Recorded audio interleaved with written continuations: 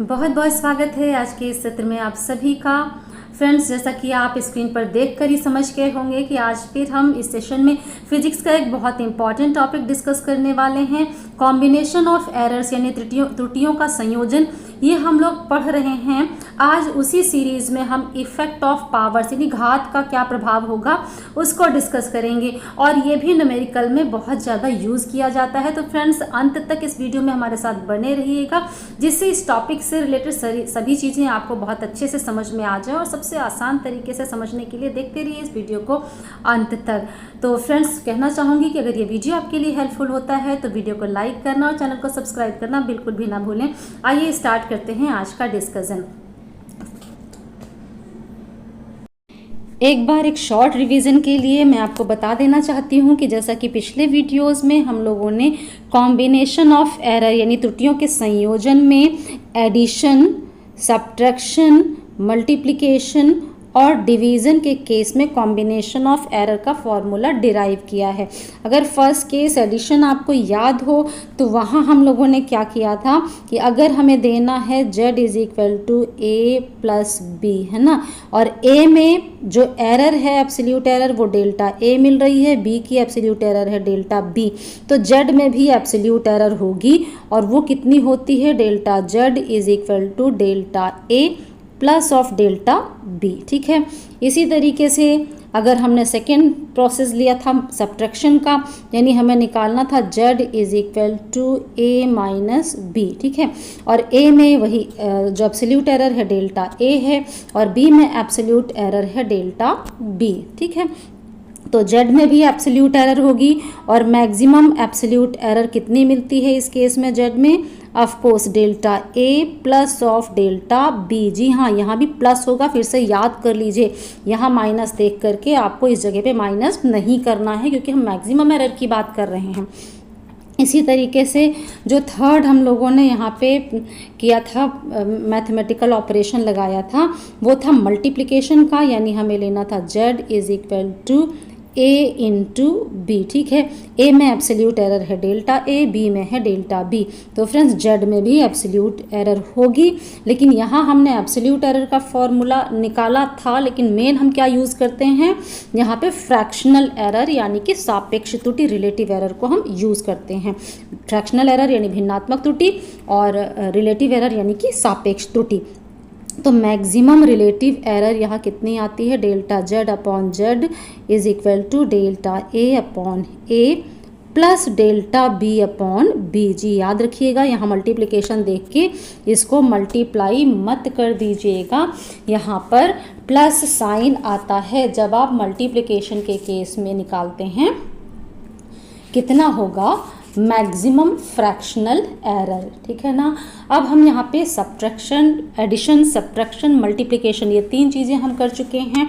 अब हम आ जाते हैं यहाँ पर लास्ट यानी मैथमेटिकल प्रोसेस डिवीज़न का हम यहाँ पे लेते हैं। तो यानी अगर हमने लिखा था z is equal to a upon b, of course a में डेल्टा a है एरर और b में है डेल्टा b, तो फ्रेंड z में जो फ्रैक्शनल एरर आई थी delta z upon z, maximum fractional error, अधिकतम रिलेटिव एरर, वो कितना आई थी, delta a upon a plus delta b upon b। ठीक है, कंफ्यूज मत होइएगा। देखिए, जो मल्टीप्लिकेशन में आता है वही हमें डिवीज़न में भी मिलता है और जो एडिशन में आता है वही हमें सब्ट्रैक्शन में भी मिलता है। ठीक है, ये दोनों भी यहाँ पे सेम आए हैं, ये आपको याद रखना है। और इसके बाद अब आज के लेक्चर में हम लोग देखने वाले हैं कि अगर हम पावर को डिस्कस कर रहे हैं तो हम किस तरीके से कॉम्बिनेशन ऑफ एरर को यूज़ करेंगे। आइए देखते हैं आगे। और आज हम डिस्कस करने वाले हैं कॉम्बिनेशन ऑफ एरर हम किस तरह से यूज़ करेंगे वहाँ पर जहाँ पर पावर है, घात है। यानी मान लीजिए हम कह रहे हैं कि हमें x is equal to a to the power m दिया गया है, तो अगर a को हम मेज़र करते हैं x हमें निकालना है, ठीक है। a मेज़र करते हैं, x निकालना है। a को मेज़र किया तो एक्चुअली ये a मेज़र ना होके क्या आता है, a plus minus delta a, यानी a में डेल्टा a एब्सोल्यूट एरर है, ठीक है, परम त्रुटि है। तो अगर a में डेल्टा a है परम त्रुटि, तो x में भी तो एरर होगी, है ना। तो इस केस में एरर कितनी होगी हमें ये निकाल करके बताना है। पहले तो मैं सीधे से यहाँ फॉर्मूला बता दूं कि अगर a में एरर है एब्सोल्यूट एरर परम त्रुटि डेल्टा a, तो x में कितनी होगी एरर, वो हम fractional error delta x upon x से रिप्रेजेंट करेंगे। और डेल्टा x अपॉन x कितना आएगा, m delta a upon a, ठीक है। a में एब्सोल्यूट एरर है डेल्टा a और a की ट्रू वैल्यू है a, तो a की फ्रैक्शनल एरर हो गई डेल्टा a अपॉन a, सापेक्ष त्रुटि a की है डेल्टा a अपॉन a। लेकिन a to the power m से हम लिख रहे थे x को, तो x की रिलेटिव एरर सापेक्ष त्रुटि हम इस फॉर्मूले से निकालेंगे। अब ये फॉर्मूला कैसे आएगा, इसके अलग अलग मेथड हैं। यहाँ हम 3 सिंपल मेथड को डिस्कस करेंगे। आपको एग्जाम में अगर डिराइव करने के लिए कहा जाता है ये फॉर्मूला, तो आप उनमें से किसी भी मेथड को यूज़ करते हुए डिराइव कर सकते हैं। तो फ्रेंड्स हमें एक दिया गया x is equal to a to the power m, इसमें जो हम फर्स्ट मेथड यूज़ करेंगे वो सिंपल सा मेथड है कि इस इक्वेशन को बोथ साइड आप डिफरेंशिएट कर दीजिए, इसका अवकलन कर दीजिए। अब अवकलन अगर आप बहुत अच्छे से पढ़ चुके हैं तो आप सीधे रिजल्ट लिख लीजिए। सीधे रिजल्ट हम क्या लिखेंगे यहाँ पे, delta x is equal to m a to the power m minus 1 delta a, ठीक है। लेकिन यहाँ कई बार आप लोग कंफ्यूज हो जाते हैं, इसलिए मैं थोड़ा सा इसमें और एक शॉर्टकट ऐड कर देती हूँ, आप समझ जाएं यहाँ पर कि कैसे ये रिजल्ट आ रहा है। तो अगर आपसे कहा गया है x is equal to a to the power m है, थोड़ी देर के लिए मान लीजिए कि यहाँ कोई वेरिएबल है, हम ले रहे हैं स्मॉल x वेरिएबल है ना, चर है। तो स्मॉल इसका भी वेरिएबल है और इसका भी वेरिएबल है, तो बोथ साइड हम इस स्मॉल x के रिस्पेक्ट में डिफ्रेंशिएट करें। तो हम क्या कहेंगे, d capital x upon d x is equal to d upon d x of a to the power m, ठीक है। अब इसको हम क्या लिख सकते हैं, जो डिफरेंशिएशन के रूल हैं आपको वही लगाने हैं। यहाँ चूंकि a वेरिएबल है d बाय डी एक्स है ना, तो x की जगह हम लिख देंगे a, क्योंकि ये वेरिएबल है a, ठीक है। तो ये क्या बन जाएगा, a to the power m d a upon d x, है ना, ऐसा लिखते हैं हम। फिर इसको हमें सॉल्व करना है। इसको सॉल्व करने के लिए हम क्या लिखेंगे, m a to the power m minus 1 d a upon d x, ठीक है। अब देखिए लेफ्ट साइड में हम लोगों ने क्या लिखा, d capital x upon d small x, है ना, d capital x upon d small x variable लिया था। हम इसको लेफ्ट से इसको राइट से इग्नोर कर दें, लिखे ना हम यहाँ पे, क्योंकि हमने इसे अपनी तरफ से एक्सेप्ट किया था। तो ये क्या बन जाएगा, d capital x is equal to m a to the power m minus 1 d a, और स्मॉल d को हम डेल्टा लिख लें अगर, तो क्या हो जाएगा, delta x is equal to m a to the power m minus 1 delta a।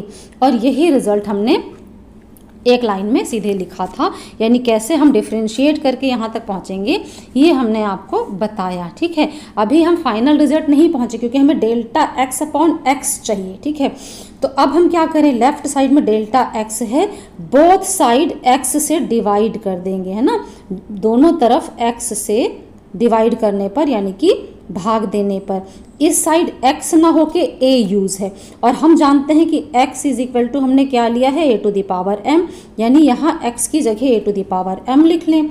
तो left side delta x upon x is equal to, of course हम कैपिटल x की ही बात कर रहे हैं, m a to the power m minus 1 delta a divided by a to the power m, है ना, a to the power m, ठीक है।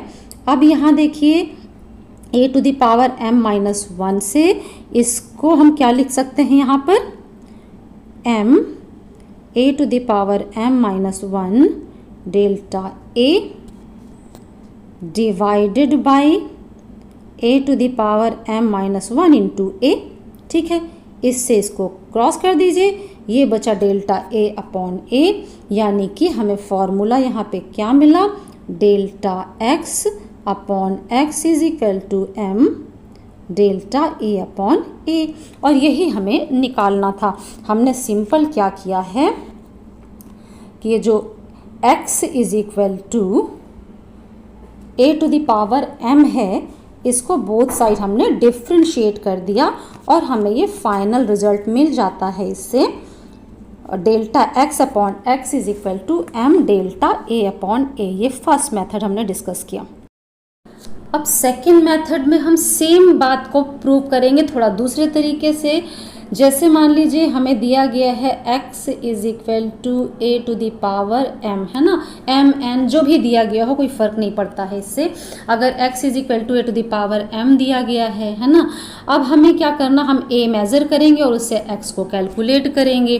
तो अगर हम a को मेज़र करते हैं तो एक्चुअली a ना मेज़र होके हमें क्या मेज़र होके मिलता है, a plus minus delta a हमें मेज़र होके मिलता है। ठीक है, तो अगर हम a की पावर m हमें निकालना था, हम a की जगह a plus minus delta a लिखेंगे। इसकी पावर m लगा रहे थे तो हमें इसकी पावर m लगानी पड़ेगी, है ना।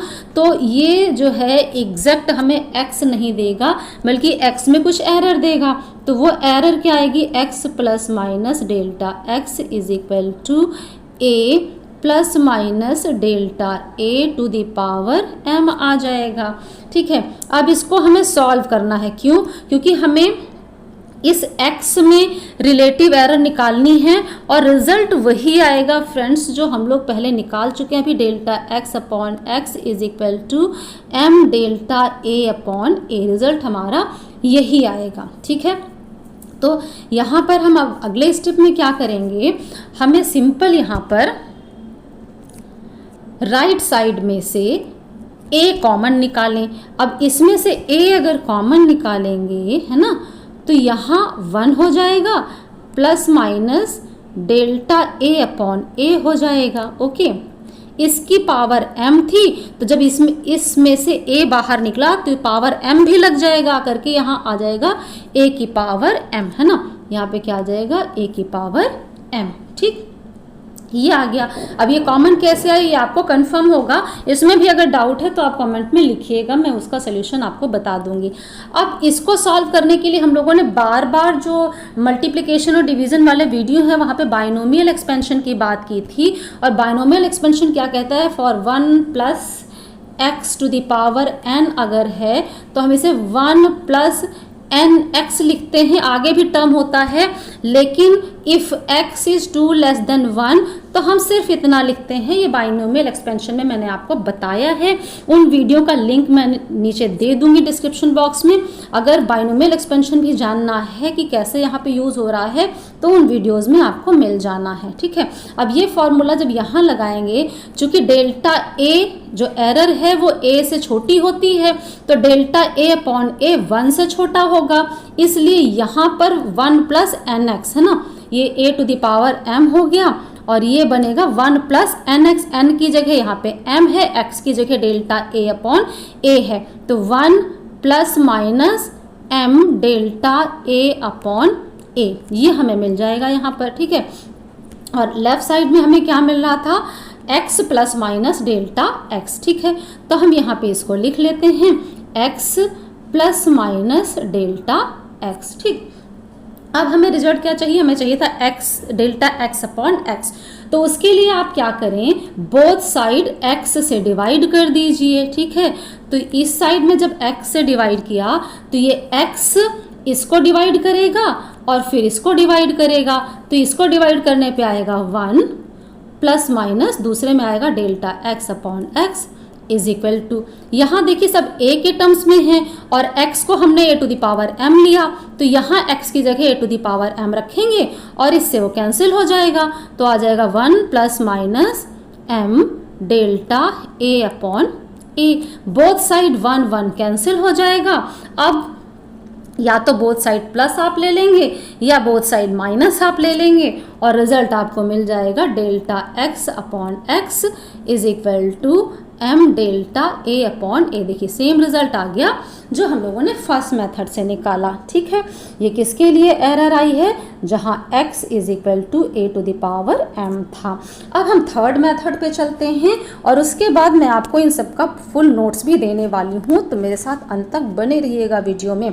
आइए अगले मेथड पे चलें, लास्ट थर्ड मेथड। अच्छा, थर्ड मेथड में जो हम लोगों ने मल्टीप्लिकेशन के लिए फॉर्मूला निकाला था हम उसका यूज़ कर लेंगे और उससे हम प्रूव कर पाएंगे कि अगर x is equal to a to the power m है तो इस x में कॉम्बिनेशन ऑफ एरर लगा के हम फ्रैक्शनल एरर निकालेंगे, वो कितनी आएगी, m delta a upon A. Result यही आएगा।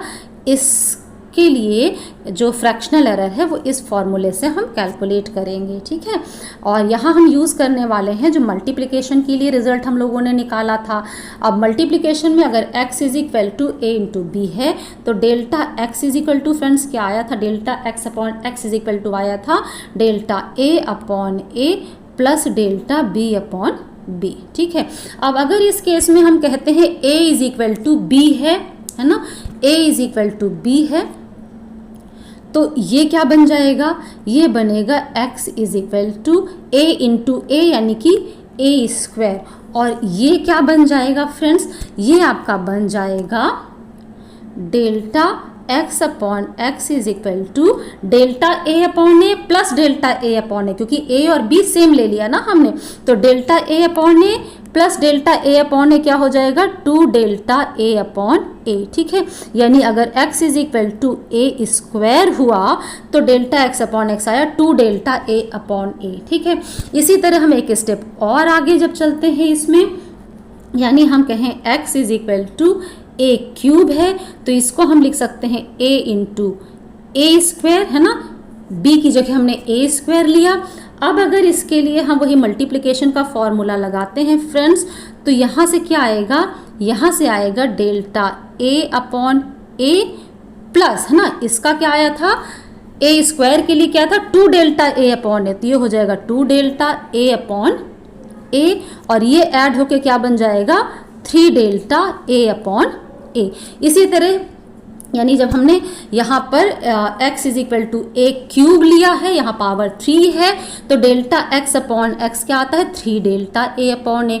इसी तरह हम आगे के स्टेप्स को अगर बढ़ाते चले जाएं तो हमें, अगर हम x is equal to power 4 लेते हैं, x is equal to a to the power 4 ले लेंगे तो डेल्टा x अपॉन एक्स जब आप निकालोगे तो 4 डेल्टा a अपॉन ए आ जाएगा। ठीक है, इसी तरीके से अगर हम कह दें x is equal to a to the power n है तो यहाँ पे डेल्टा x अपॉन एक्स हो जाएगा n delta a upon a।